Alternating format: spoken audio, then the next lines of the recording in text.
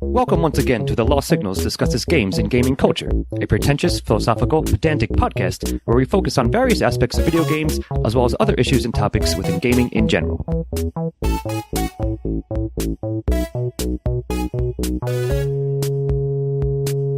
Hello there, welcome back to Lost Signals, Games and Gaming Culture. I, of course, remain Scott Thurlow, and I'm here tonight with Jonathan Ian Manzer. An unqualified rogue. Indeed, and Stephen Mosey. Been wandering around in this dungeon for hours. And you still will be by the time this is over. And perhaps that might clue you into what we're discussing tonight, which is the concept of roguelikes and or roguelites, if you will.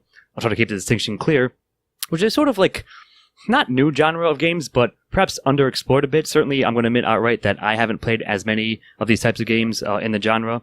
But I think the first thing we should talk about is that, indeed, there is a more of a classification / standard for what counts as a roguelike and what sort of branches out from it. Someone toss it to E to give us sort of a breakdown on that. Okay, this is entitled, for some reason, the Berlin Interpretation. Well, it's because there was a roguelike development conference in Berlin, 2008. Yes, there is. And they come up with a listing of both high-value features and low-value features to what defines a roguelike. And by the way, I just want to... I didn't know there was two separate things, roguelike and roguelite. Oh, yeah. I just thought I was hearing it wrong. No. You were going mad, but not because of that. Yes. So, nonetheless, here I'm going to go over the high-value features to this. Hit us. I think what I argue the most important is the random environment generation. Mm-hmm. You have permadeath, turn-based combat, a grid-based system. It's non-modal. There is a high degree of complexity in being able to solve levels of the game. And like that choices it gives you. Yes. Resource management and hack and slash and looking at exploration and discovery as a prerequisite for beating a level. Right. So those are the high value. I mean, there's a bunch of low value stuff, such as like single player and things like that. But I think most importantly is the high value and whether they are necessary for it to be a roguelike. Right, yeah. So those sort of like the agreed upon, like I said, sort of like substrates that at this convention that sort of came about that they decided, the attendees were like, okay, we're roguelike developers. Let's decide upon what counts and what doesn't. And like, of course, because the developers have like a huge list of things. Those are the main ones, though. So what's your take on all this, Steve-O? I think it's a really interesting style of game that I never got super into, but there are old games that I'll never remember the names to that I played for, a day or two. That were surely roguelike. Yeah. That were straight up roguelikes. You just go down in a dungeon, you try to beat a level, and then you... I remember the most straightforward of which is like you get through whatever you need to get through in that dungeon, and then you get to another set of stairs, you go down to another level, right? You play that, and it just keeps getting harder. You get one life, and if you die, you die, and there is absolutely no end to it. You just keep going through it forever, and like those were always fun, but they were never the types of games that I got like really into and played for a very long time. They were always the types of games where I played for like maybe a couple days and then gave it up. I think that the more interesting development in this genre is the roguelites, to be honest. So like, I know all three of us have, and I've mentioned this a bunch, and all three of us have played a ton of Binding of Isaac. Correct. And that game is like the perfect rogue-ish game, right? Roguelike. Well, we agree that it's one of the best, if not like the best, again, that amongst, again, the admittedly limited ones that we have played in the genre. And I think if it stuck to just the standards of a roguelike that were developed at that conference, I think it would kind of fail a lot more than it does. But because it has its own kind of identity and tweaks the formula, carves its own space within that genre, I think that's the reason that it succeeds as much as it does. And it's, again, if you haven't played it and you're listening to us now, first of all, why not? Because we've been talking about it for the last 3 years. We mentioned it a number of times, for sure. And just give it a shot because it's awesome. Anyway, that's my ad. Go ahead. Yeah, so I do think I agree with you. Like, it's just, you don't see it like as often or this is one of the ones genres of video games where, again, it was decided upon by the developers of the games themselves, pretty much. Like, no external force was like, hey, this is what counts or whatever. They're like, hey, we make these games. Let's decide what counts and what doesn't. And, like, again, like, let's assign a value scale, essentially, to, like, all the little, like, elements that we decided that are contained therein of them.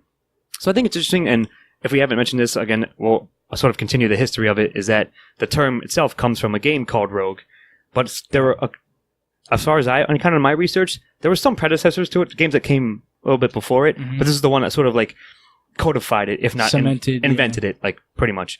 So yeah, like I think we were talking about precast, so the other thing I wanted to ask you guys is that let's talk about what we think is the major, most important aspect of what constitutes a roguelike. Well, before we do that, okay. Sorry, you got maybe something? it was just based off of something you just said, maybe we should say that when we're talking about games like Rogue and those types of games, a lot of the early roguelikes were text-based games, right? Which I think is super interesting, and they're basically ASCII games. Yeah, exactly. It allows you to when in a time when graphics were still trying to catch up, it allowed these really complex dungeons to be invented, and that, like, later on, people that remembered those fondly, I think, made some really interesting games based off of those with the graphics involved as well. Not sure. You're absolutely right. That's a good point. So there's an interesting problem that surfaces here. Okay.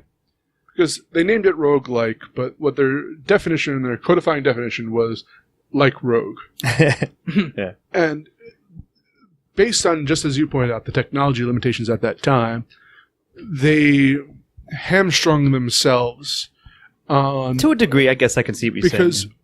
Because they limited themselves into how technology would progress, because they were trying to preserve, and granted, an understandable thing, trying to preserve an idea that they have, which was in a space and time. That's why I think that roguelites have become the forefront of this. Because there's more freedom to play with the formula. Because they don't have to meet this very strict definition.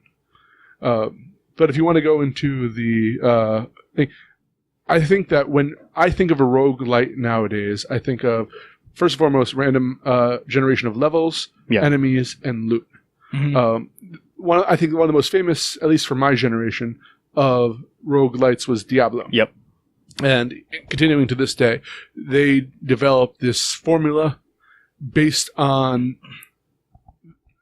parts of the roguelike formula, and taking very successful. Again, like half or so of the core tenets, if you will. And I would say that that was perhaps what influenced the next generation and even the current generation of the rogue games. I could certainly agree to that to a large extent. Very interesting thing. I think that perhaps the second most important thing, going off of what you were just saying, and this is going to tie back into that, I think the second most important thing is probably permadeath, which you don't have in the Diablo games. But I think you're right. Like, Diablo is a huge one for that. Another one that you mentioned earlier that Diablo doesn't have is strictly single player, especially now. Like, the first Diablo game, you could play single player, you could play multiplayer, but I think most people played it single player. The second one was the big multiplayer game. Yeah, that's true. But I was going to throw out another one that I just thought of off the top of my head. What you got? That's not single player, and in fact, like, will almost punish you for playing it single player, which is Gauntlet. Okay. Procedurally generated levels. We mentioned Gauntlet before, but I didn't think of it. Procedurally generated levels, monsters and loot and like stuff like that. I mean, there's a certain amount of keys every level, I think, or something like that. That was like constant, but that game was like almost not even worth playing unless you had 4 players at an arcade. It was almost virtually impossible. Yeah. That is true. But no, that's a good point. So I'll tie it all together. You guys both, I think, we largely agree upon everything we just said. So yeah, like, I think that triple thing you said, like procedure generated, random enemies, random loot, and perhaps, as you said, Steve-O, like permadeath as well. Yeah. Or like those are like the core tenets. And yeah, certainly, of course, like you said, at the time and the place, they were trying to bang it out. Like, that's what they had to work with. But, you can't really foresee exactly where it's going to go. But I would say that that's why there's such a huge, like, if you look up like the fucking list of roguelites, just even, there's a lot of games that fall under that because you can take some of these elements and also like play and evolve them into like, again, hybrids that feel like they are like true to the core aspect of it, but do some other things on top of that, or like branch out a little bit, like tweak the formula, like I said. So it's interesting. You can even have games like a game we're all fans of, God of War, which had Niflheim, which added an element of roguelike. It basically was a roguelike little mini dungeon. Yes. Yeah. And you're right, like, but it used the classic elements, a lot of the things we just said. Same with if anybody's played Bloodborne, the Chalice levels in Bloodborne. Did Dark Souls have anything like that? No, not really. Okay. That was a Bloodborne thing, but okay. I thought it was a really cool thing that they added in, and it was just procedurally generated dungeons. You get as far as you can get. You get better loot the farther you get. Sure. Like, yeah. Cool stuff. But it is stuff that carries through the rest of the game for you, right? If you survive it or make it out or whatever. I'm interested in how you described that, because you started off with procedurally generated dungeons with the random loot. And I think that's what the definition of what rogue-ish games have become. I would say that if we're talking about roguelikes, if I was going to make my definition of roguelikes, those would be the only two rules that mattered. All these other games I would put under like roguelites or like some other like subcategory. Some bastard version of them. But if you have procedurally generated dungeons, loot, and enemies, and permadeath as part of your game, I would call that a roguelike. Or that would be the type of game that I would put no matter what else it has, it's going to be a roguelike. You can change around all those other things. They don't really, to me, as a gamer, like playing a game like that, they don't really matter as much to me in terms of like putting it into another genre or something like that. But I think of hack and slash doesn't necessarily. We brought up a number of games that aren't. Yeah, that's true. The non-modality, especially in this day and age of where games are, I think it would be almost impossible to sell a game that's without like strictly adheres to the original tenets. Yeah, sure. So, no, I would agree with that. So, I mean, here's some things that I was going to toss out to you guys. We sort of covered it, but what's the appeal of these games? Like, why are they sort of like, why did they become popular? We sort of covered, but why do they remain popular? I'll answer first. I'll say to you guys that because it's kind of a double-edged sword, at least to me, my personal opinion, is that, yeah, it's cool that every time it's essentially different, even though it might be like just variations on things you've seen before, but you can never like predict like, okay, versus like a linear game, like, well, I know X monster is going to come out at Z level at Y time. Right? That isn't true of a lot of these games. It's like, it's always like a nice challenge because it keeps you on your feet. It keeps you like fresh in the sense, even though you might be very familiar with the mechanics and like even the types of monsters you'll face and whatever, like some of the loot that is given to you, you never know exactly what's going to be given to you when at any given moment. I'm going to argue that these games have a lot in common with Tetris. Okay. In the sense that, you have the random nature to them, but there is still a set rules that you're playing that it always with. Plays by, yeah, true. And it's like, I could say this specifically for Binding of Isaac. You get better at the game, and it feels rewarding. Exactly. Being because you constantly, you're just not learning patterns. You have to learn how to manipulate the rules. And so when you go in and continue each new challenges, and you feel a sense of conquest, and that's that's kind of what I was getting at. Good, briefly before I say my part, what's great about Binding of Isaac is you need to, for a long time as you're playing the game, you need to continually get better to get further. You open up new dungeons, which means that being as good as you were to beat the game originally isn't going to cut it anymore. Yeah, because then you're confronted with some new higher shit. But that ties right into what I was going to say. It's like these things are basically the epitome of like the get good mentality, right? Sure. You need to be good at the game in order to progress. You can't just memorize a bunch of stuff and or OP it or whatever because you start fresh every time. You can't grind a bunch. I mean, sometimes in these games you have to grind, right? But like that's part of it, and it's like that's part of getting good, Sure. And another thing I would say is, despite my what I said earlier, contradictory to what I said earlier, where like I gave up these games pretty quickly, is they offer great replay value. That's what you're never playing the same game twice. So if you really like the game and the way it's set up, you can just keep going and playing it again and again and again. It's never going to be the same experience twice. Yeah, I agree. I was getting at it's pretty high. Like this might call back to our, in fact, very first episode when this show was called Syntax Era way back in the day, where like value, like game length versus like investment price, right? More or less. So I'll bring one up that I didn't have it on my list, but you just mentioned to me like offhandedly, just precast Evo, that there was a game I really liked called Downwell. It cost me like $6 to get. It was an 8-bit style indie-ish game. but it's random levels, it's random items. The layout's different every time. It has the same like there's always a world 1-1, which is the same, like it's in groups of 3, like Mario style. But the layout, enemies, and so forth are always different, and it's very, very hard. Like it took me a while to beat it like regularly. Yeah, and like I don't know if you said this earlier, but perhaps difficulty level kind of like is sort of somewhat interwoven into some of the aspects we laid out because of the fact that it's randomized. Like, oh, I got the laser or whatever early. Other times, like shit, I got this shitty little like pump gun or whatever that I don't like. Not even the shotgun, like little like spurt gun. So like that's gonna again tie into the challenge factor and the reward factor of replayability because as you said, Steve, as you get good at it, you'll be able to like use some like all right, this weapon kind of sucked, but now I know how to use it. Yeah. So like I'll wait till I get a better weapon, but at least I'm more prepared and so forth. It's great. Like that. I feel like games are finally figuring out. So like there's this whole branch of psychology about gamification, and like it's weird because it's a weird statement to say, but I feel like games are finally starting to learn how to gamify games. Right? Sure. Like I get what you mean. So many of the games now have this like easy learning curve, and then they go into like incredibly difficult, which I wish that old Nintendo games and like old computer games had done instead of like just dropping you into this horrifically difficult game and like just be like good luck motherfucker. And I think that in learning that they needed to change some of the rules of roguelikes, which were just super unforgiving. Sure, there's a high barrier of entry in the way I guess that we'll say. Isaac does, or like even Downwell. I played a few times, and like the first level is pretty easy. You could beat it probably the first or second time you play it, but going on from there, you have to learn more stuff. You have to figure out they throw more shit at you better, and it gets harder. Same thing with anyway, it's the same thing with non roguelikes as well, non procedurally in a certain generated sense, games too. but sure. But I think that they're starting to learn how to do it and incorporate them better. Yeah.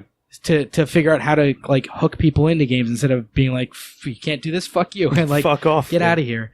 Sorry, Ian, am I boring you? Yes.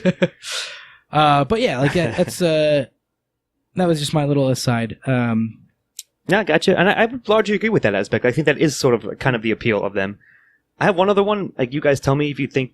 Again, we are not developers. We've never technically developed or coded or anything for a game, but I'll throw it out. Yes or no, or agree, disagree to an extent.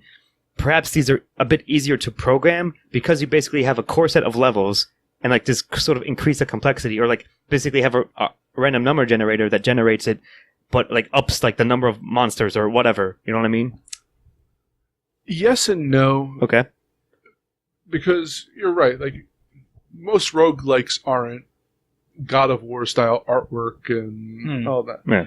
However, there's a lot of complexity there. Sure. Background. But not okay. That's in what the I'm same that a AAA game works. Okay.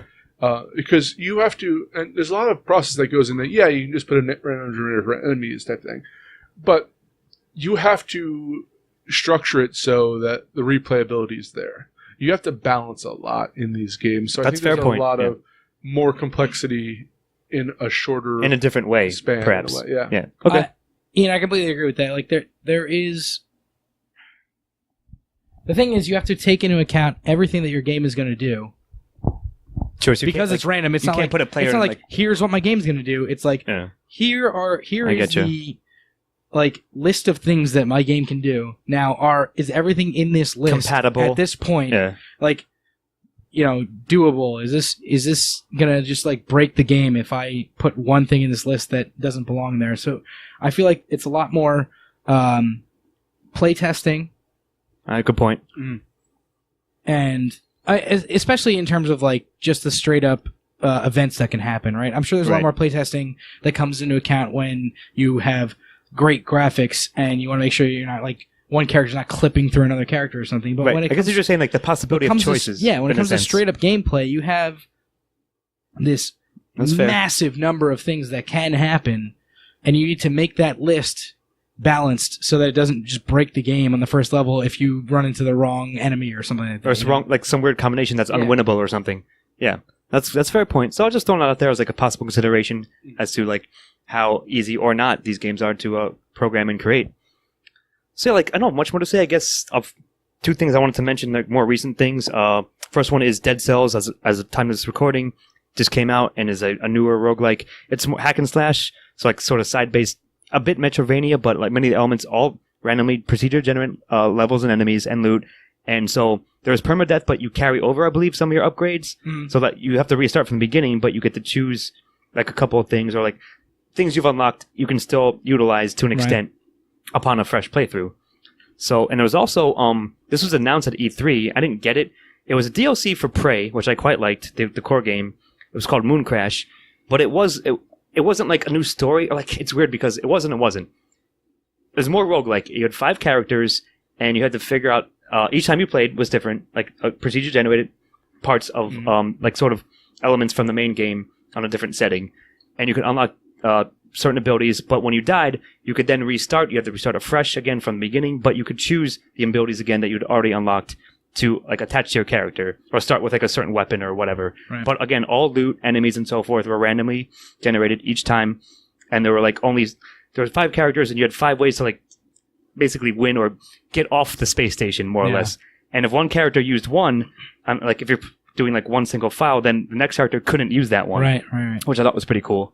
So like I didn't actually get to play it. Unfortunately, I kind of wanted to check it out because I wanted more story and like while there's a framework, but nevertheless, it's basically a roguelike sort of handful of elements thrown onto a DLC for Prey, which I thought was like a neat idea. I'm trying to think of some of the more recent ones. Oh, there's FTL, which we mentioned. FTL, Tower of Guns. Yeah, Spelunky is another big one. Spelunky, yeah. Yeah, I got a couple. There's some interesting ones. Unfortunately, I didn't play any of those. I did play Tower of Guns like briefly, but I thought it was okay at best. If I may make a suggestion to our audience, please, I'm sure we've missed a ton of these. That's what I was going to say. Yeah, good call. If you have any really good ones, send them in.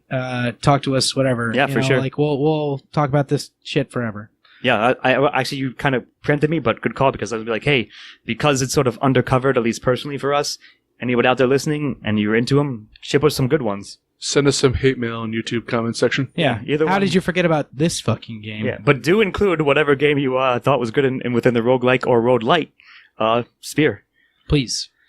Yeah, man, so if you guys got anything else, I think that's probably all I have to say. It's a cool genre for sure. I like the idea of it, as we said, and yeah, it would be nice if I could like just check out some more of them, or I'm sure we'll see a lot, or at least a number of them coming out. Just I'll try to keep my eye out and get to some that I could. If I can fit Dead Cells in, I probably will, but we'll see. I might check out Dead Cells. How much is that running for? Is that like full price game? I think it's like 20 or 40. I don't think it's full price. I don't actually know offhand, my friend, but I know it's probably cheaper than the AAA game. Either way, Bonnie Isaac is the gold standard right now. It has been for us at least, so I probably will still be playing Isaac at some point, for sure. All right, well, I think that'll do it for tonight. I've been here with Stephen Amosi. Don't get lost in the dungeon. And Jonathan Ian Manzer. I'm getting the Binding of Isaac card game soon. Awesome, nice. And I, of course, have been Scott Thurlow. And if you don't like this episode, just reload it. Perhaps it'll be different. See you next time. Thank you for joining the Lost Signals Games and Gaming Culture. Check us out on YouTube and iTunes for the shows and more, and on Facebook and Twitter for updates.